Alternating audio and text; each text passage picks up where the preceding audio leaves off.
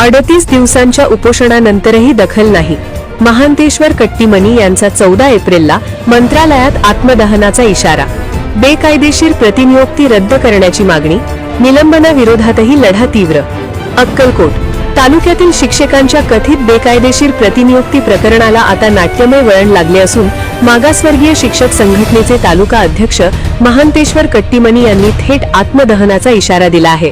तब्बल 38 दिवस उपोषण करून फेब्रुवारी 23, 2025 रोजीपासून मी या ठिकाणी उपोषणाला बसलो होतो।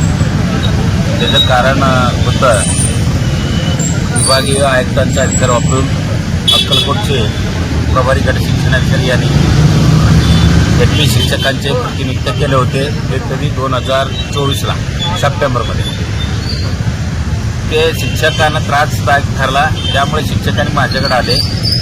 मग मी माझ्या संघटनेचे लेटर पॅडवर तक्रार दाखल केलो। त्या तक्रारीचा चौकशी केले तर आपले सदस्य समिती नेमून चौकशी केले, त्यामध्ये त्यांनी पुष्ट आढळले आहे। मग त्या समितीचा अहवाल 16 जानेवारी 2025ला मान्य मुख्य कार्यकारी अधिकाऱ्यांना सोपवण्यात आले।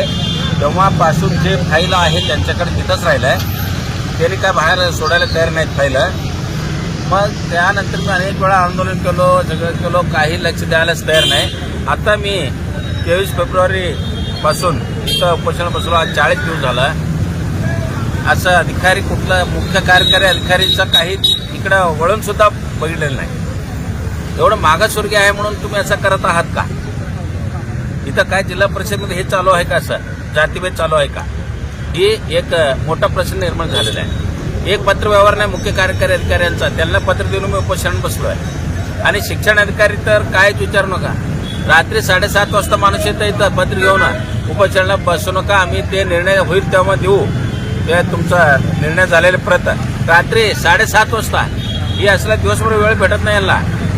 मग त्यामुळं ही निर्णय नाही झाला आता असं लोकांकडून म्हणजे कालच समजलं मला। ह्याच्यामध्ये अक्कलकोट राजकारणी यांचे सहभाग आहे, राजकारणी लोकांचा सहभाग आहे। तुम्ही काही केलं तरी किती दिवस उपोषण बसला तरी होणार नाही असं माझ्या कानावर आला। अजून एक विशेष म्हणजे यांनी काय केलेत, जे मी मागासवर्गीय शिक्षक संघटनेचा अध्यक्ष आहे ते माझ्या संघटनेच्या वरिष्ठांना भेटून त्यांचं पद काढून घ्या, नाहीतर त्यांना इथून उठवा। असं त्यांना काहीतरी झालंय, काहीतरी त्यांना देणं घेणं झालंय, काय झालंय काय नाही मला माहिती नाही। आणि लगेचच त्यांनी ह्यांना यांच्याकडून पद काढून घेतो म्हणून मुख्य कार्यकारी अधिकारी शिक्षण अधिकाऱ्यांना पत्र दिलेलं। एवढा खालच्या पातळीपर्यंत ते गेलेले लोक आहेत उठवण्यासाठी, त्यासाठी